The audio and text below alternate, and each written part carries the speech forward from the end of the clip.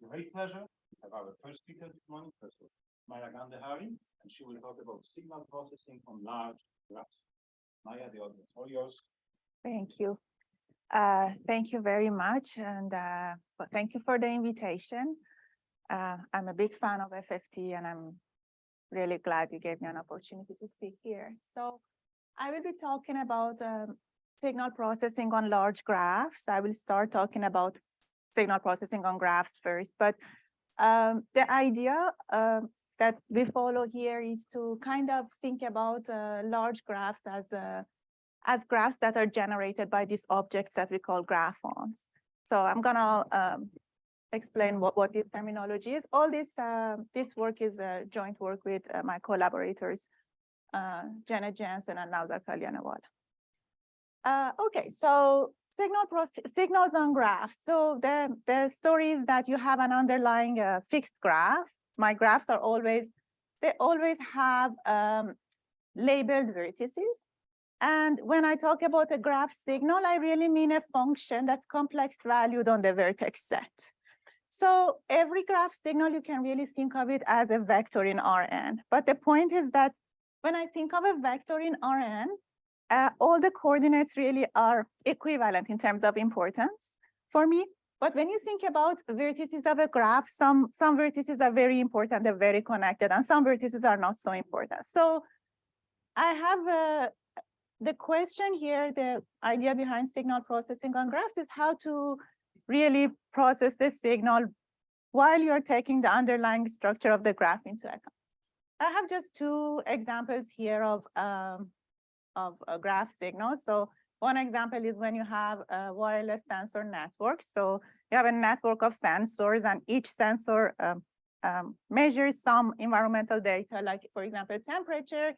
You get the data, you don't have access, like such easy access to every one of these sensors. You want to guess if a sensor stops working properly. You want to guess where bad sensors are. So that's one application that you would think of graph signals. Or you can think of a social network, like in Facebook, every person is identified with a vertex, and then you assign a number from 1 to 4 on this, like where you're in the spectrum of very Republican to very Democrat. So when you want to like analyze such signals, and being close to midterm elections, you want to see where to advertise. Maybe you don't need to advertise to every single person. Maybe you can detect communities and so on. So very useful idea when you have data that have network structure. Okay, so now how do you do graph signal processing really?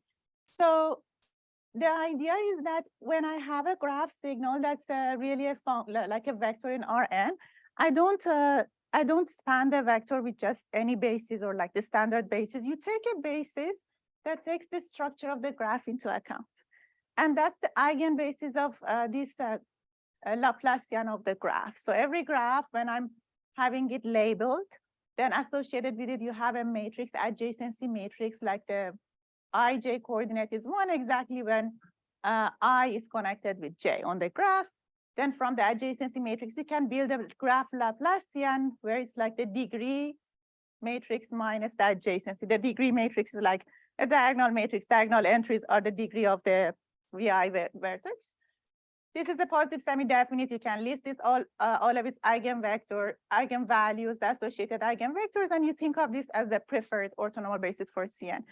The eigen space, the eigenvalues, eigenvectors of the Laplacian of a graph really encode a lot of properties of the graph. So, but if you, for example, one way to motivate why you think of these kind of bases as good bases is to think how do you define smoothness of a signal on a graph. And if you write the quadratic form of LG x comma x, you really see you get a sum of xi minus xj squared when I is connected to j. So this matrix really tells you something nice. Okay. Now that you have fixed your eigenbasis, you can define graph Fourier transform. Just project to each eigenbasis. You can define inverse Fourier. Just write your vector in terms of that basic basis, normal stuff. So after you fix a basis like that, you can define a lot of things that are needed in signal processing. For example, you can give the definition of convolution translations. These things are not so easy to define on a graph. A graph is not a regular thing. Translation doesn't really make much sense, but you can think of these kind of identities from classical Fourier analysis. Now you know what f hat is, so you can kind of define f star g using the inverse Fourier type of taking Fourier and then inverse Fourier, or you can define translations similarly. So a lot of concepts can be. So what I'm trying to say is that these bases are very useful when you want to define all sorts of concepts. I have listed very nice, like a few references. There has been a lot of work in this area, so I'm just listing a few, and I'm sure there are much more recent things. Okay, so I just I have my I just added two questions, mostly philosophical questions, if you wish. So one question when you do graph signal processing is that if my Laplacian has multiple eigenvalues with multiplicity, then you do not have a unique eigenbasis, right? Which one is better than which one? So in practice, they sometimes choose one and it's better and the other one is not so good. So what's the theory there? So for example, a very good example is when you have Cayley graph of a non-abelian group. In this case, you have multiple eigenvalues with high multiplicities. And then there are some eigenbases that you can choose for the graph Laplacian that would really give translation and convolution that matches the translation convolution of the underlying group. Or you could take other eigenbases that do not. So there are some that are good, some that are not good. The other question that's always lurking around is that this is a costly business to if I give you a large matrix to find its eigenvalue, eigenvectors. So if my matrix changes a little bit, let's say somebody unfriends me on Facebook, do they have to go and compute all these eigenvalues, eigenvectors again? So how robust is this whole business under perturbation of the underlying graph? I just wanted to give examples of these two philosophical questions. Like I write the two questions, and I just want to give more ramifications of this concept. So the choice of eigenbasis is important. Translation, convolution, all of these things are defined based on eigenbasis. They're not independent of the eigenbasis that you choose. So it matters which one you pick. That's one reason. But there is a very nice example actually of this thing, this concept in action. This paper of Chen and collaborators that they find a very nice frame for the group algebra of symmetric group on n elements. And they show that that the analysis coefficients with respect to this tight frame, they're meaningful. Like there is an element that gives you if you're very popular or not. One of the coefficients will tell you if this candidate is polarizing. Half the people love them, half the people hate. This kind of thing. What they do really, they look at the Cayley graph of Sn, this group, and a particular set of a generating set, right? But my point here is that the way they do this is really by taking a preferred eigenbasis of this graph that is coming from the Fourier analysis of Sn. So again, here, even though they don't really directly talk about it, but it really comes from this idea of a good choice of eigenbase. And the second question, okay, how robust I'm under perturbation, how inefficient my graph signal processing becomes if my graph changes a little bit. There is a question that seems irrelevant, but sometimes people do a graph signal processing by eigenspace decomposition of Laplacian, and sometimes they do by adjacency, and sometimes adjacency works as well as Laplacian, and sometimes it doesn't. So why does that happen? That seems irrelevant, but we get some idea of some classes where you can replace the Laplacian with the adjacency matrix, and you still get good Fourier transform. Okay. So all of these questions, the idea to resolve them is by thinking about how to compare two large graphs. When I look at two large graphs, how to say are they similar or not? And this is the idea of graph limit theory. This is a large, beautiful area in combination discrete math, or I shouldn't say discrete math, graph theory maybe. So I'm not doing it justice in one slide, but okay, this was initiated by Lovash and Szeged in 2006. A lot of work has been done, has become a very vibrant area of its own. The idea is that you're given two very large graphs. How do you say if they're similar? So two large graphs are, we call them, we say they're close. If for every small graph, for every f, the probability that I see f in G is similar to the probability that I see f in H. So they say, for example, for the density of the triangles in this graph is similar to the density of triangles there, and the density of, I don't know, this graph here. So it's kind of this idea.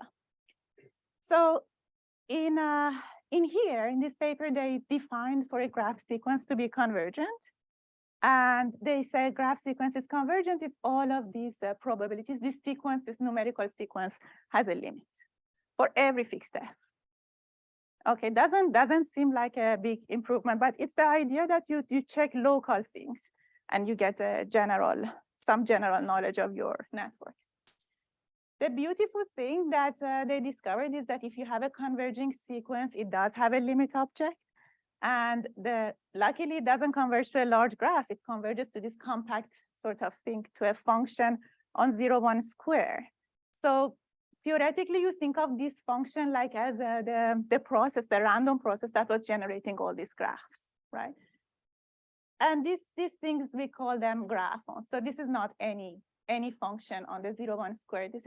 These are functions that are measurable and symmetric. Symmetric meaning that W of xy is the same as W of y. Okay. Now, it turns so every graph sequence that converges has a limit of this sort. Every graph, you can think of every graph as an object in this space. Every graph is a graphon. So this word comes out of the combination of graph and function. So they call it graphon. So I take a graph, a labeled graph. It has an adjacency matrix. I can squash down this adjacency matrix into this, make a function out of it. So here is my 0, and here is my 1 and 0, 1. And I just have the same format. So everywhere you see a white point, it means that the value of my function is 0, and a black point means that the value of my function is 1. So my function on every point in this little square is 1 because of this 1 that I see here. So this allows me to put matrices of different sizes in one space and compare all of them with each other. Okay. Now the other way around, I said that if I have a sequence of graphs converging, the limit object is a graphon. On the other hand, if I start with a graphon, I fix some W, a measurable symmetric function like this, I can build a sequence of graphs converging to W. So it's like a very nice space. It's exactly the space that I'm looking for. How do we do that? We can make a random process for vertices on n elements, n vertices. I mean, graphs on n vertices. Take your n vertices, label them to every vi you associate xi uniformly at random. And then you connect two vertices with an edge with probability wxi and xj. So this is the generalization of stochastic block models. Those are for blocky W. And if you take W constant half, you get Erdős-Rényi model, right? You flip a coin for every two vertices and you put an edge or you do not put an edge. So the nice result was that if you follow this process and you let n grow larger and larger, and every time you do the same process, you can build these sequences, and these sequences converge to W almost surely. So I have a lot of converging sequences. It's not an empty theory. And also, I just wanted to say that the whole theory, you can describe it in terms of like a more analytic perspective. Like convergence of Gn to W is equivalent to cut norm convergence. And I defined cut norm. It's none of the LP norms. It's just this particular norm. I have defined it down there. Okay. So now the question that if I have two graphs that are very large and similar, their signal processing is similar. If I want to have something like that, it means that I'm looking for convergence of graph signal processing. So where does graph signal processing is supposed to converge? It's supposed to converge to signal processing of graphons. So that's why we get this, like we have to go after this definition. So every one of these signal processing converge to what? Signal processing of the limit object. So again, if I think of W as a graph with the whole 0, 1 as its vertex set, really, this is kind of like the adjacency matrix of this graph. So think about the integral operator with kernel W. This is a compact operator. You have this very nice, you can have its eigenvalues listed. I always order all of them like this, like the same type of labeling. And I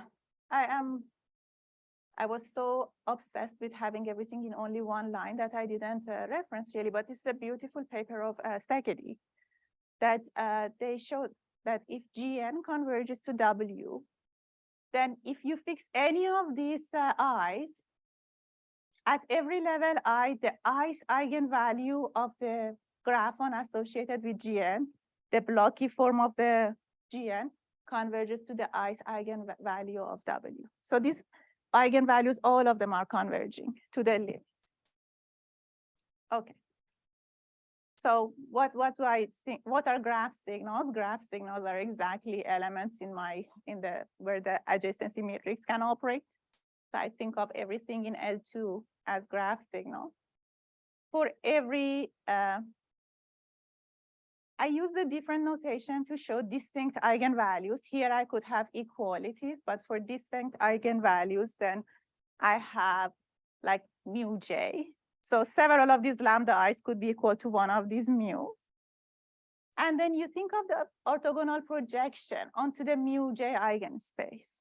So I do not get involved with finding a basis for that eigenspace, right? So I just say, okay, put everything together. And then we define the graphon Fourier transform to be just these projections, right? So instead of just looking at coefficients, you look at a vector valued kind of transform. Okay, so the theorem that I wanted to advertise, so it's very unlucky because I have important reference up there. So, okay.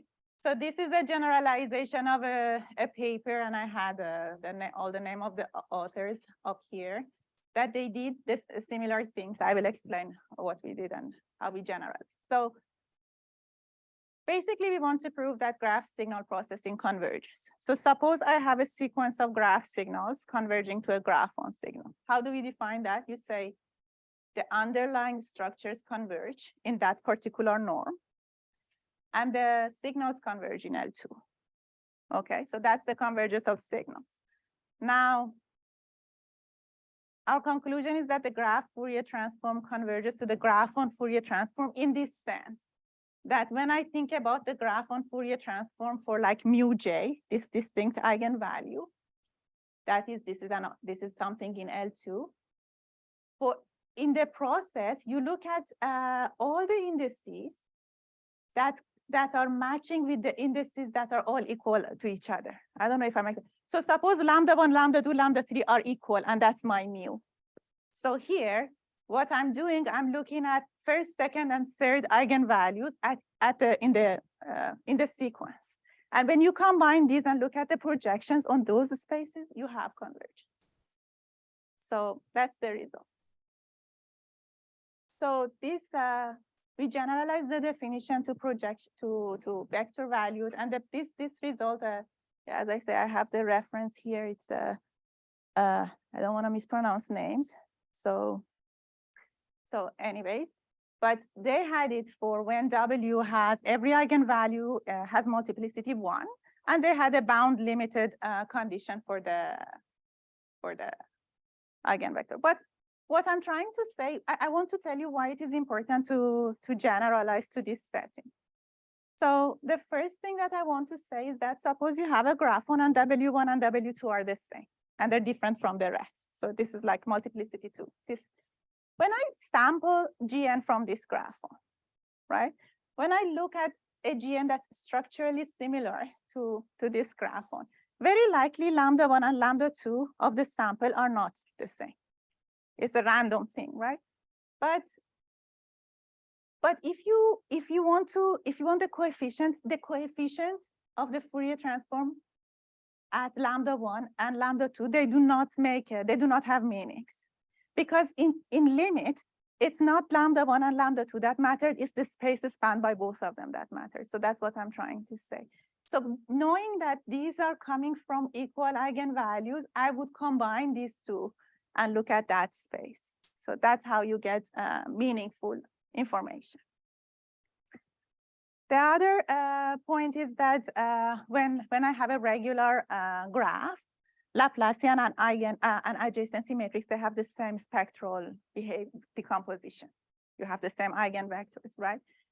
But now, when I have a regular graphon, meaning that in each fiber you have the same integral, the graph that's sampled from it is not regular, but still adjacency and Laplacian kind of in limit behave the same. These are the ones that you see in practice, that the graph is not regular, but when they do Fourier analysis with adjacency or with Laplacian, they don't lose too much. That one is sort of similar to another. And the third thing I wanted to say is that this idea of defining Fourier transform as vector valued, not a function, not just a number, is not really something outrageous. It's inspired by Fourier analysis of compact groups. So do I have like 2-3 minutes or 2? Okay. So I'm gonna, in 2 minutes, give you an example why a theorem like this matters. So here I put just classical Fourier analysis on an abelian group. So everybody knows that if I have an abelian group, I have a dual group and I have Fourier transform from L1 to C0. And I have inverse Fourier transform. If my group is non-abelian, I could have similar things. The difference is that I cannot just look at one-dimensional representation. So if my group is non-abelian, I have to look at higher dimensional representations. Instead of the dual group, I collect all the irreducible representations. Now I have of many dimensions more than one. I can define Fourier transform for compact group. It's defined by as a matrix. It's not just a number anymore, but it's still a homomorphism in this sense. And then I can define Fourier transform. I have Parseval. So it's the right way to think of it as a higher dimensional object. Why did I say that? It's because I can now talk about Cayley graphons. So I am not gonna push it too much. I just want to say that my graphons were on 0, 1 squared, and you could replace 0, 1 by any standard probability space. Your graphons could be on X cross X to 0, 1, right? Now, with that point of view, you can define Cayley graphons, generalization of Cayley graphs. So this is just a direct generalization of Cayley graphs. But the beauty is that if I sample from this graphon, every sample is not a Cayley graph, but in limit, they behave like Cayley graphs. So when I sample here, because of the theorem that we have, we realize that if I have sequence of GN converging to a Cayley graphon, to do Fourier transform on GN, and GNs are graphs, Fourier analysis is not so easy on graphs, I only need to understand Fourier analysis at a group, underlying group of my Cayley graph. Thank you very much.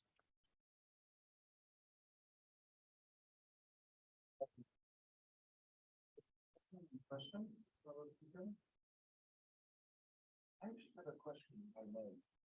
Not exactly about your theorem, but this language of graphons. So many years ago, when Delphine in New York introduced the Laplacian eigenmass algorithm, they spent quite a few years trying to prove the convergence results for the graph Laplace and Laplace-Bertrand. Do you know if this language of graphons provides some shortcut to these rather long and tedious proofs that they have done? Well, I don't know of that theory, but I know that the thing. So one heuristic reason that maybe Laplacian is not is not so easy to work with is that if you have a converging graph sequence, the Laplacians do not need to converge. Because the Laplacian, you see the Laplacian of a graphon is not even a compact operator. Yeah, it's a multiplication of, it's like a perturbation of a multiplication operator, basically. So, so you don't have that, but you do, if you normalize your Laplacian, you do get that. That's exactly what happens here too. So you. Sure. Another question or comment? Then the result of the eigenvalues of graphon occupancy was converged from the limit to the eigenvalues point of the graphon. For the adjacencies. Yeah. For the adjacencies, yes. Is there anything done about the rate of convergence? Like, Actually, not in general, but what so for your for if you know something about your graphon, then you can do it. You can say stuff, right? So I don't think so. No. But if you know some, I'm sorry, if you know, for example, how fast your graphon, like if you have a graphon of a certain shape and you know that, for example, the derivative of your graphon is always bounded below by some positive number. In those cases, people find rates. Yeah. Yeah. I'm curious, when you obtain that result is a projection from eigenspaces, right? Do you use or people use like holomorphic calculus in order to consider projection, right? Not to go explicitly into eigen equation, but use like an integral representation of the projection. And that's a good idea. No, we just did it with blood and sweat. we did, yeah, with the operators. Yeah. Yeah, so I was wondering if you had any sort of like understanding of the geometric properties of graphons. For example, you said that a graphon behaves almost like a Cayley graph, right? So is it possible to construct like say covering maps on these like graphons to finite graphs, kind of like how every graph admits a tree as it's like an infinite tree as its universal cover. But are there others like covering maps on? I have not, I have not seen anything like that. So usually you see, it's a very probabilistic theory, right? Usually you think of graphs as samples of graphons. And I don't know probability well, so I always try to stick with cut norm and think about it from analytic. But yeah, it's a very probabilistic theory. Question? Yes. So my graph has the nodes of my graph as adjectives, like a vector associated with each node. Is it still possible to talk about a Fourier transform, like the distributed graph? I would say so. Probably it's known. I better say. I think there are people that would know better than me, but there is ways to get. I mean, it's yeah. You could think of that, and there are ways to get to limit as well. If you have there is this thing called decorated graphons. So you you have your vertices with some. To every vertex, you can attach some element of a Banach algebra even, and then in limit you have some. Yeah. Thank you. Let us hang our student again, Mahya. Thank you very much. Thank you.